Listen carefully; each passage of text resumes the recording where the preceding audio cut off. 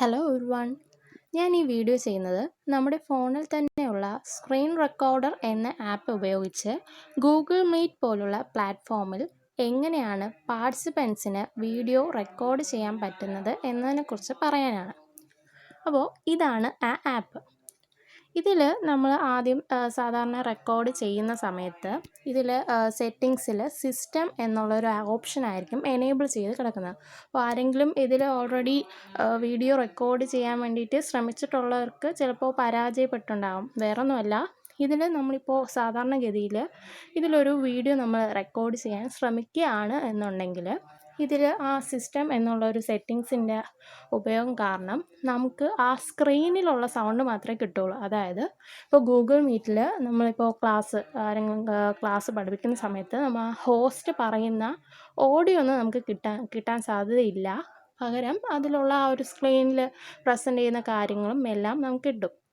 പക്ഷേ നമുക്ക് അങ്ങനെ ആ ഓഡിയോ കൂടി അവൈലബിൾ ആവാൻ വേണ്ടി എന്ത് ചെയ്യണം എന്നതിനെക്കുറിച്ച് പറയാനാണ് ഞാൻ ഈ വീഡിയോസ് മെയിനായിട്ട് ചെയ്തത്. അത് അറിയാത്തവർക്ക് വേണ്ടിയാണ് ഞാൻ ഈ വീഡിയോ ചെയ്യുന്നത്. ചിലപ്പോൾ പലർക്കും അറിയാമായിരിക്കാം. അപ്പോൾ അതിനായി ആദ്യം ആ ആപ്പ് ഓപ്പൺ ചെയ്യുക.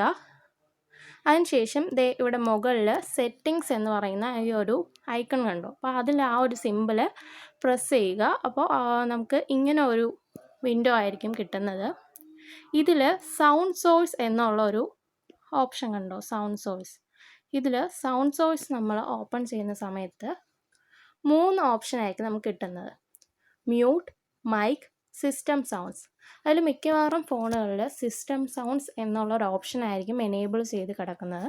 അതുകൊണ്ട് തന്നെയാണ് നമുക്ക് ആ ഒരു ഓഡിയോ കിട്ടാത്തത്. അത് മാറ്റി നമ്മൾ മൈക്ക് എന്നുള്ളൊരു ഓപ്ഷനാണ് എനേബിൾ ചെയ്യുന്നുണ്ടെങ്കിൽ നമുക്ക് ആ സാർ പഠിപ്പിക്കുന്ന കാര്യങ്ങളും എല്ലാം നമുക്ക് ആ പാർട്ടിസിപ്പൻസിന് തന്നെ റെക്കോർഡ് ചെയ്യാൻ പറ്റും. ഒരു ഹോസ്റ്റ് സംസാരിക്കുന്ന കാര്യങ്ങളൊക്കെ നമുക്ക് ആ പാർട്ടിസിപ്പൻസിന് തന്നെ നമുക്ക് റെക്കോർഡ് ചെയ്യാൻ സാധിക്കുന്നതാണ്.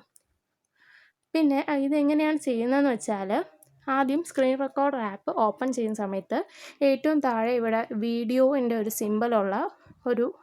സിമ്പലുണ്ട്. ആ സിമ്പൽ അതിൽ പ്രസ് ചെയ്യുമ്പോഴേക്കും നമുക്ക് താഴെ ഇങ്ങനെ സ്റ്റാർട്ട് എന്ന് പറഞ്ഞുള്ളൊരു വേറൊരു സിമ്പൽ കാണിക്കും. അതിൽ നമ്മൾ ആ റെഡ് ബട്ടൺ ക്ലിക്ക് ചെയ്ത് കഴിയുമ്പോഴേക്കും വീഡിയോ റെക്കോർഡായി തുടങ്ങും. അതോടൊപ്പം വീണ്ടും നമുക്കിനി വീഡിയോ സ്റ്റോപ്പ് ചെയ്യണമെന്നുണ്ടെങ്കിൽ അതേ റെഡ് ബട്ടണിൽ തന്നെ ക്ലിക്ക് ചെയ്താൽ മതി. അപ്പോഴേക്കും വീഡിയോ സ്റ്റോപ്പ് ആവും. ഇനി ഇതിൻ്റെ ഒരു ഡിസഡ്വാൻറ്റേജ് 2 ഉണ്ട്. അതിൻ്റെ ഡിസഡ്വാൻറ്റേജ് എന്തെന്ന് വെച്ചാൽ, നമ്മളിപ്പോൾ ഇയർഫോണാണ് യൂസ് ചെയ്യുന്നതെന്നുണ്ടെങ്കിൽ, നമ്മൾ ഫോണിൽ ഇയർഫോണ് കണക്ട് ചെയ്തിട്ടാണ് ഈ ഒരു വീഡിയോ റെക്കോർഡ് ചെയ്യാൻ വേണ്ടി ശ്രമിക്കുന്നതെന്നുണ്ടെങ്കിൽ നമുക്ക് ആ ഹോസ്റ്റ് പറയുന്ന ആ ഒരു ഓഡിയോ കിട്ടാൻ സാധ്യത കുറവാണ്. അപ്പോൾ നിങ്ങൾ ഇയർഫോൺ യൂസ് ചെയ്യാതെയാണ് റെക്കോർഡ് ചെയ്യുന്നതെന്നുണ്ടെങ്കിൽ നമുക്ക് ഒരു ഓഡിയോ കിട്ടുന്നതായിരിക്കും.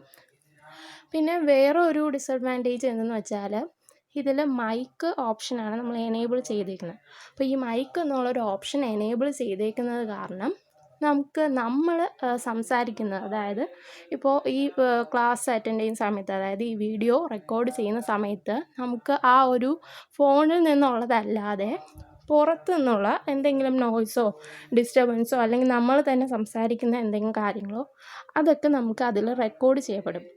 അപ്പോൾ അത് ഒരു ഡിസ്റ്റർബൻസ് ആയിരിക്കും ആ റെക്കോർഡിങ്ങിൻ്റെ ഇടയിൽ.